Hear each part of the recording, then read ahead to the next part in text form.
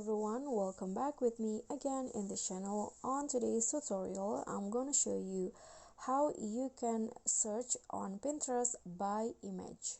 So here, if you don't know, or for example, a certain keyword to search on Pinterest, you can always use a picture or image.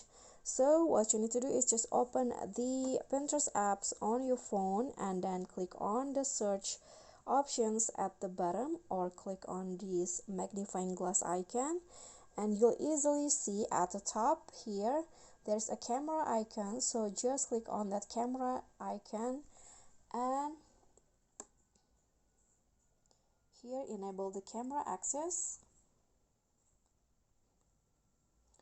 So here you can do a search directly by using your camera, or you can also search for a certain image by clicking on this image here and find the picture on your gallery. So there are two options that you can do. For example, I want to just search using this image right here, and now Pinterest will show you more like this, and you can just browse through or explore in here to the certain image that you chose before.